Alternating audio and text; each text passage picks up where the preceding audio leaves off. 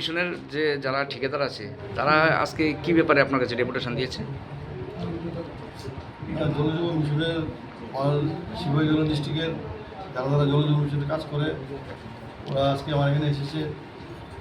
ওরা ওরা আগেও এখানে যারা এসেছে প্রত্যেকদিনই আসে। ওরা আজকে সবাই সম্মিলিতভাবে সংঘবদ্ধভাবে এসেছে। ওরা আজকে আসলে অনেকদিন ধরে আমাদের জলজীবন মিশনে পেমেন্ট নিয়ে সমস্যা চলছে। আমরা পেমেন্ট পাচ্ছি না, ওদেরকেও আমরা পেমেন্ট দিতে পারছি না। তো এই সমস্ত সব কিছু জানিয়ে ওরা সংঘবদ্ধভাবে এসেছে, আমার কাছে একটা ডেপুটেশন দিয়েছে। কতজন আছে আনুমানিক স্যার বেচারা যারা ঠিকাদার কতজন আছে আনুমানিক? এখানে আমার এখানে ভিতরে আমার তো চেম্বারটা ছোটো, বেশিরভাগ জায়গাও না। এখানে 50-60 জন আছে, আর বাইরেও অনেক লোক আছে। স্যার কত বছর ধরে তারা পায় না টাকা, বকেয়া টাকা? তারা তারা তারা অলমোস্ট 2 ইয়ার্স। 2 ইয়ার্স। হ্যাঁ, আবার কিছু কিছু কাজ যারা মানে অর্ধ সমাপ্ত হয়েছে সেই কাজগুলির জন্য যারা কি গভর্নমেন্টের ক্ষতি হচ্ছে তারা করতে পারছে না, এই বিষয়টা নিয়ে আমাদের এখানে অনেক কাজই 10%, 50%, 20% আটকে আছে। অনেক স্কিমের সব কিছু শেষ হয়ে গেছে, পাইপলাইন হয়ে গেছে, ফাংশনাল হাউস টেবল কানেকশন হয়ে গেছে, কিন্তু কমিশনিং হচ্ছে না। আমরা মোটর ওয়ারিং হচ্ছে না। কিছু কাজের জন্য আমাদের আমাদের অনেক কাজগুলো পড়ে আছে, সাসপেনশন পজিশনে পড়ে আছে, সাসপেন্ডেড পজিশনে। ওগুলোর জন্য আমাদের স্যার ফান্ডের টাকা আসছে না নাকি?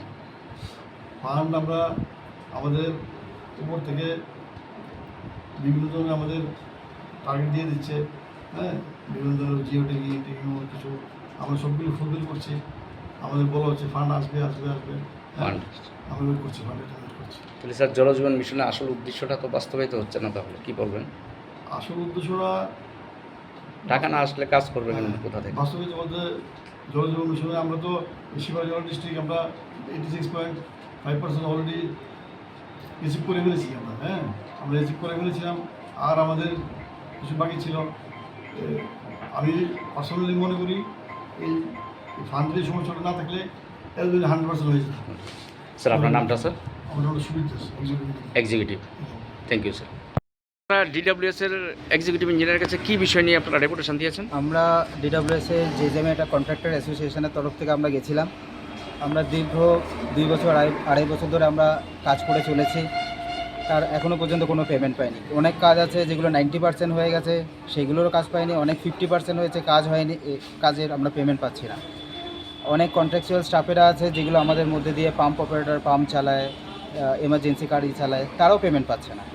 তো এই কারণের জন্য পুরো ডিডব্লিউএসটাই ক্লপস হয়ে যাওয়ার পজিশনের মতো আছে। তার জন্য আমরা গেছিলাম আমাদের পুরো কন্ট্রাক্টর অ্যাসোসিয়েশনের তরফ থেকে। আমরা প্রায় 100-150 জন আছি। তার আমাদের এমন অবস্থা হয়ে গেছে, আমাদের মানে দেউলিয়া হয়ে যাওয়ার মতো পজিশন আমরা তৈরি হয়েছে। এবং আমাদের অনেক কন্ট্রাক্টররা আছে যারা সুইসাইড পর্যন্ত করতে পারে। আগামী 2 মাসের মধ্যে যদি পেমেন্ট না হয়, পুজো পর্যন্ত যদি না পেমেন্ট হয়, এমন কন্ট্রাক্টররা আছে তারা সুইসাইড পর্যন্ত করতে পারে, এবং এটার দায়ও সরকারকে নিতে হতে পারে।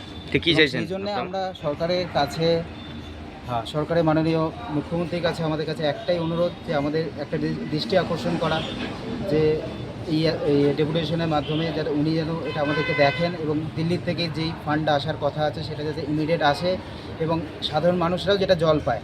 কারণ এরপর আমরা রাস্তা অবরোধের মধ্যে নামতে পারি, এরপর আমরা ঘেরাওয়ের মধ্যে যেতে পারি, সেসবগুলো আমরাও চাই না। আমরা অনেক ভালো ফ্যামিলির থেকে বিলং করি, সেগুলো আমরা আমাদের মধ্যে থেকে না এনে আমরা এটা তাড়াতাড়ি যাতে কাজটা সুষ্ঠুভাবে সম্পন্ন হয় সেটা আমরা চেষ্টা করি। স্যার কি বলেছে?